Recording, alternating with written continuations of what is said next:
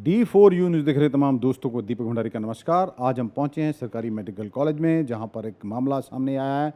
एक शिकायत की जाती है एंटी रैगिंग जो सेल बना हुआ है दिल्ली में, सेंट्रल पोर्टल है वहां पर, कि हम यहां पर सरकारी मेडिकल कॉलेज अमृतसर में पढ़ते हैं और हमें पूरी तरह नंगा करके हमारी रैगिंग की गई।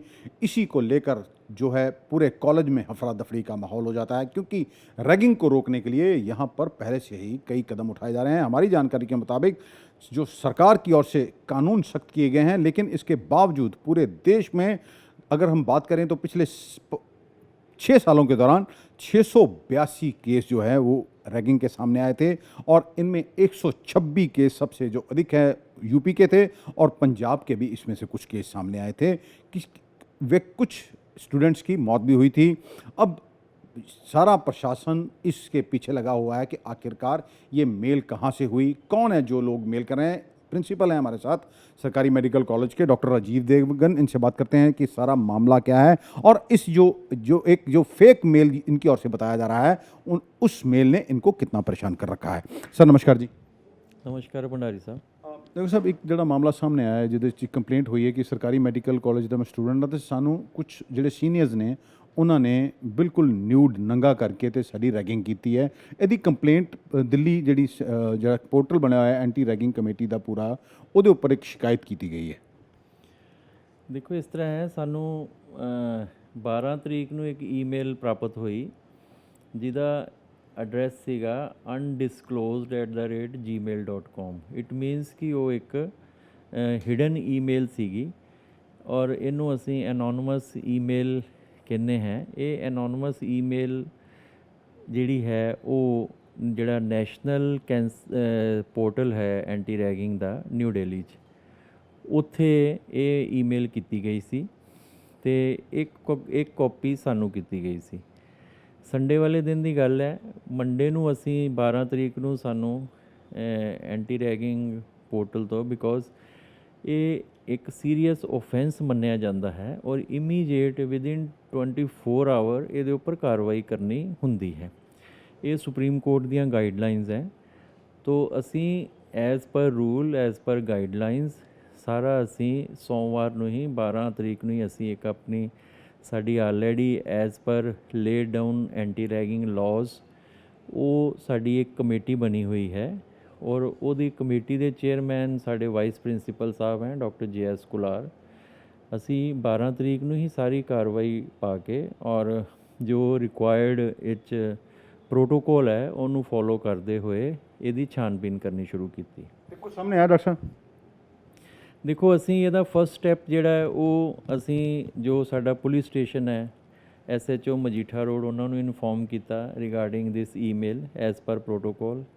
ਉਸ ਤੋਂ ਬਾਅਦ ਸਾਡੀ ਕਮੇਟੀ ਨੇ ਜਿਹੜਾ ਜਗ੍ਹਾ ਉੱਥੇ ਲਿਖੀ ਸੀ ਕਿ ਇਸ ਹੋਸਟਲ 'ਚ ਰੈਗਿੰਗ ਹੋਈ ਹੈ, ਉਸ ਹੋਸਟਲ ਦਾ ਮੁਆਇਨਾ ਕੀਤਾ।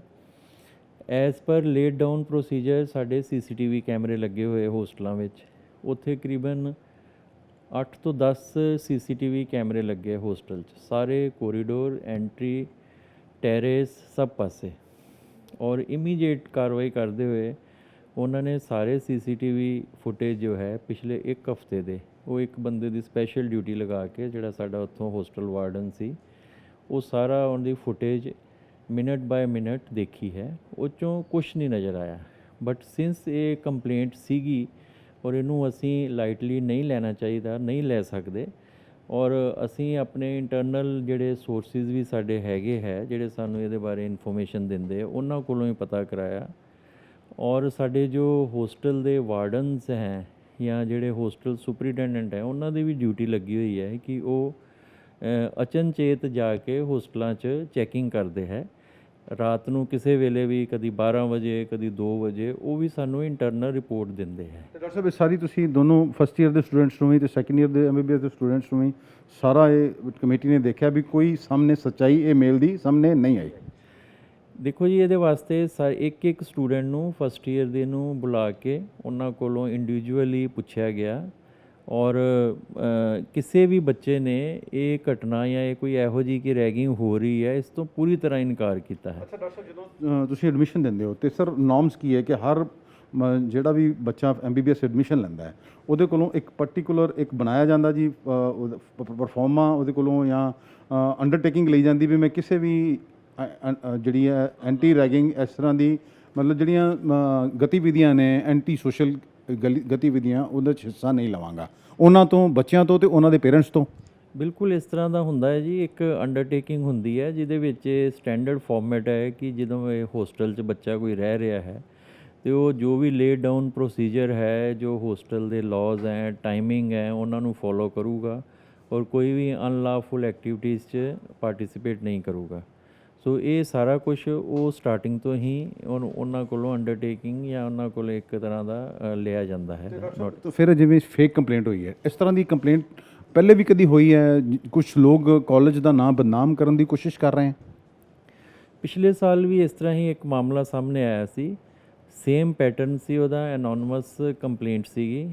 ਅਸੀਂ ਪਿਛਲੇ ਸਾਲ ਕਾਫੀ ਇਹਨੂੰ ਫੋਲੋ ਕੀਤਾ, ਸਾਈਬਰ ਸੈੱਲ 'ਚ ਵੀ ਅਸੀਂ ਇਹਦੀ ਜਿਹੜੀ ਈਮੇਲ ਆਈਡੀ ਨੂੰ ਟਰੇਸ ਕਰਨ ਵਾਸਤੇ ਕਿਹਾ, ਪਰ ਕਿਉਂਕਿ ਇਹ ਈਮੇਲ ਇਸ ਤਰ੍ਹਾਂ ਦੀ ਜਨਰੇਟ ਹੁੰਦੀ ਹੈ ਕਿ for some particular purpose 2-4 minute ਵਾਸਤੇ ਇਹਨੂੰ ਜਨਰੇਟ ਕਰਕੇ ਈਮੇਲ ਭੇਜ ਕੇ ਨਾਲ ਹੀ ਖ਼ਤਮ ਕਰਤਾ ਜਾਂਦਾ ਹੈ। ਤਾਂ ਇਹਦੀ ਟਰੇਸਿੰਗ ਕਰਨੀ, ਇਹਨੂੰ ਲੱਭਣਾ ਇਹ ਕਿਹੜੇ IP ਐਡਰੈਸ ਤੋਂ ਜਾਂ ਕਿੱਥੋਂ ਓਰੀਜੀਨੇਟ ਹੋਈ ਹੈ, ਇਹ ਆਲਮੋਸਟ ਇੰਪੋਸੀਬਲ ਹੁੰਦਾ ਹੈ। ਤੇ ਡਾਕਟਰ ਸਾਹਿਬ ਪਿਛਲੇ ਸਾਲ ਵੀ ਨਹੀਂ ਪਤਾ ਚੱਲਿਆ ਸੀ ਵੀ ਇਹਦੇ ਨਾਲ ਦੇਖੋ ਕਾਲਜ ਦੀ ਵਰਕਿੰਗ ਤੇ ਕਿੰਨਾ ਇਫੈਕਟ ਆਉਂਦਾ ਜੀ। ਬਿਲਕੁਲ ਸਹੀ ਗੱਲ ਹੈ ਜੀ। ਅਸੀਂ ਪਿਛਲੇ 2-3 ਦਿਨ ਤੋਂ ਸਾਡੇ ਜੋ ਕਮੇਟੀ ਮੈਂਬਰਸ हैं ਉਹ ਸਾਰੇ ਸੀਨੀਅਰ ਪ੍ਰੋਫੈਸਰਸ हैं ਅਲੱਗ-ਅਲੱਗ ਡਿਪਾਰਟਮੈਂਟਸ ਤੇ। ਉਹ ਅਸੀਂ ਮੰਡੇ ਟਿਊਜ਼ਡੇ 2 ਦਿਨ ਲਗਾਤਾਰ ਮੀਟਿੰਗਾਂ ਕੀਤੀਆਂ, ਇੱਕ ਬੱਚੇ ਦੀ ਸਟੇਟਮੈਂਟ ਲਈ ਹੈ ਔਰ ਨੈਚੁਰਲੀ ਸਾਡਾ ਕਲੀਨਿਕਲ ਵਰਕ, ਸਾਰੇ ਕੰਮ, ਐਡਮਿਨਿਸਟ੍ਰੇਟਿਵ ਵਰਕ ਸਾਰਾ ਸਫਰ ਹੁੰਦਾ ਹੈ। ਬਟ ਸਟਿਲ ਕਿਉਂਕਿ ਇਹ ਇੱਕ ਬਹੁਤ ਹੀ ਗੰਭੀਰ ਮੁੱਦਾ ਹੈ, ਅਸੀਂ ਇਹਨੂੰ ਪੂਰਾ ਗਹਿਰਾਈ ਤੱਕ ਪੂਰਾ ਸੀਰੀਅਸਲੀ ਇਹਨੂੰ ਵਾਚ ਰਹੇ ਹਾਂ ਔਰ ਹੁਣ ਵੀ ਅਸੀਂ ਇੰਟਰਨਲੀ ਵੀ ਸਾਰਾ ਆਪਣੀ ਇਨਕੁਆਇਰੀ ਕਰ ਰਹੇ ਹਾਂ ਕਿ ਕਿਤੇ ਕੋਈ ਇਹੋ ਜਿਹਾ ਇੰਸੀਡੈਂਸ ਜੇ ਕੋਈ ਹੋਇਆ ਹੈ ਜਿਹੜਾ ਸਾਡੇ ਸਾਹਮਣੇ ਨਹੀਂ ਆ ਰਿਹਾ, ਅਸੀਂ ਉਹਨੂੰ ਆਪਣੇ ਲੈਵਲ ਤੇ ਦੇਖ ਸਕੀਏ। ਪਰ ਅਜੇ ਤੱਕ ਐਜ਼ ਆਫ ਨਾਓ ਜੋ ਜਿਸ ਤਰ੍ਹਾਂ ਦੀ ਉਹ ਈਮੇਲ 'ਚ ਕੰਪਲੇਂਟ ਕੀਤੀ ਗਈ ਹੈ ਜਾਂ ਜਿਸ ਤਰ੍ਹਾਂ ਦਾ ਉਹ 'ਚ ਵਾਕਿਆ ਦਿੱਤਾ ਗਿਆ ਹੈ, ਇਹੋ ਜਿਹਾ ਵਾਕਿਆ ਔਰ ਕਿਸੇ ਵੀ ਤਰ੍ਹਾਂ ਦੀ ਰੈਗਿੰਗ ਦੀ ਕੋਈ ਵੀ ਘਟਨਾ ਸਾਹਮਣੇ ਨਹੀਂ ਆਈ ਹੈ।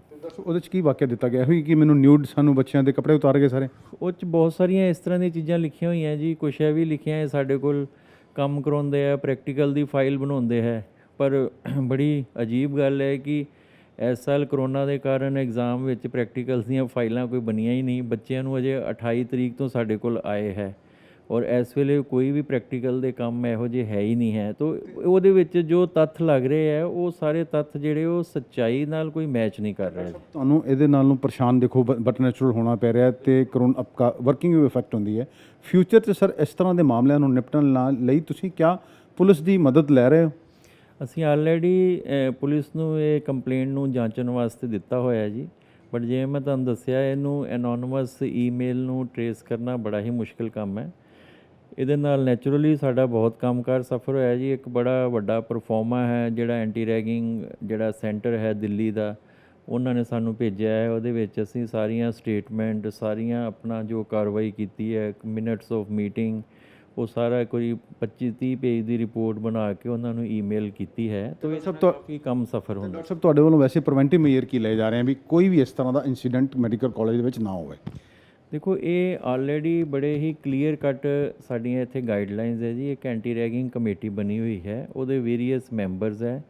ਉਹਨਾਂ ਸਾਰਿਆਂ ਮੈਂਬਰਸ ਦੇ ਲਿਸਟ ਔਰ ਫੋਨ ਨੰਬਰ ਅਸੀਂ ਜਗ੍ਹਾ ਜਗ੍ਹਾ ਔਰ ਹੋਸਟਲ ਦੇ ਬਾਹਰ ਡਿਸਪਲੇ ਕੀਤੇ ਹੋਏ ਹੈ।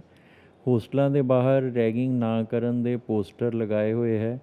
ਇੱਕ ਇਹ ਵੀ ਦਰਸਾਇਆ ਹੋਇਆ ਉੱਚ ਕਿ ਕੋਈ ਵੀ ਬੱਚਾ ਕਿਸੇ ਵੀ ਸਮੇਂ ਜਿਹੜੇ ਉੱਥੇ ਟੈਲੀਫੋਨ ਨੰਬਰ ਲਿਖੇ ਗਏ ਆ ਉਹਨਾਂ ਨਾਲ, ਸੀਨੀਅਰ ਪ੍ਰੋਫੈਸਰ ਨਾਲ ਕਿਸੇ ਵੀ ਸਮੇਂ ਹੋਸਟਲ ਵਾਰਡਨ ਨਾਲ ਰਾਬਤਾ ਕਾਇਮ ਕਰ ਸਕਦਾ ਹੈ। ਜੇ ਉਹਨੂੰ ਕਿਸੇ ਵੀ ਤਰ੍ਹਾਂ ਦੀ ਕੋਈ ਪ੍ਰੋਬਲਮ ਜਾਂ ਕੋਈ ਪਰੇਸ਼ਾਨੀ ਹੈ ਤਾਂ ਇਮੀਡੀਏਟਲੀ 24/7 ਇਹ ਅਵੇਲੇਬਲ ਹੈ।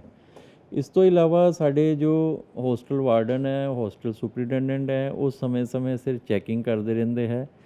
ਕਈ ਅਸੀਂ ਰਾਤੀ 12 ਵਜੇ 2 ਵਜੇ ਕਿਸੇ ਵੀ ਟਾਈਮ ਅਸੀਂ ਰਾਊਂਡ ਲੈਂਦੇ ਹੈ ਸੋ ਡੈਟ ਇਹੋ ਜਿਹਾ ਕੋਈ ਇੰਸੀਡੈਂਸ ਜੇ ਕਿਤੇ ਹੁੰਦਾ ਹੈ ਜਾਂ ਹੋ ਰਿਹਾ ਹੈ ਜਾਂ ਇੱਕ ਲੋਕਾਂ 'ਚ ਜਿੰਨੇ ਸਾਡੇ ਹੋਸਟਲ 'ਚ ਰਹਿ ਰਹੇ ਉਹਨਾਂ ਨੂੰ ਇੱਕ ਇਸ ਚੀਜ਼ ਦਾ ਅਹਿਸਾਸ ਹੋਵੇ ਕਿ ਅਸੀਂ ਫੁੱਲੀ ਵਾਚੇ ਜਾ ਰਹੇ ਹਾਂ ਜਾਂ ਸਾਰਾ ਸਾਨੂੰ ਦੇਖਿਆ ਜਾ ਰਿਹਾ ਹੈ, ਤਾਂ ਇਹੋ ਜਿਹੀ ਕੋਈ चीज़ ਇੱਥੇ है नहीं है जी। बिल्कुल धन्यवाद। हमारे साथ बात करने के लिए थे डॉक्टर राजीव देवगन है, मेडिकल कॉलेज के प्रिंसिपल हैं। इन्होंने कहा है कि कुछ लोग इन्हें परेशान करने की कोशिश कर रहे हैं। ऐसी ही एक ईमेल पिछले साल भी की गई थी और इस साल भी की गई है, जिसमें कई तरह के एलिगेशन लगाए गए हैं, लेकिन इन्होंने एक एक बच्चे को कमेटी बनाकर पूछा कि कहीं उनके साथ कोई रैगिंग तो नहीं की गई। सबसे अहम बात यह है कि जहां से ये ईमेल जो जनरेट की जाती है, कुछ समय बाद उस ईमेल को जो है डिलीट कर दिया जाता है, जिसे कि इनकी ओर से पुलिस में शिकायत तो की गई, लेकिन जैसे इनका कहना है कि ऐसी मेल्स को पता लगाना ये कहाँ से जनरेट हुई और कहाँ से ये की गई, ये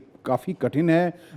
ये सब चीज़ें इनके कामकाज को प्रभावित कर रही हैं। इन्होंने ये भी बताया कि रैगिंग को रोकने के लिए इनकी ओर से क्या क्या सख्त कदम उठाए गए हैं। अब अगर लोग अपनी जिम्मेदारी को नहीं समझेंगे, अब इनका ये भी कहना है कि हो सकता है कोई हमारे कॉलेज का ही कोई विद्यार्थी है जो बार बार शिकायत करता है, लेकिन आखिरकार बकरे की माँ कब तक खैर मनाएगी। एक ना एक दिन ये लोगों के सामने ये सच आ ही जाएगा, तो फिर उसके खिलाफ सख्त से सख्त कार्रवाई की जाएगी। अमृतसर से D4 न्यूज़ के लिए दीपक भंडारी की खास रिपोर्ट।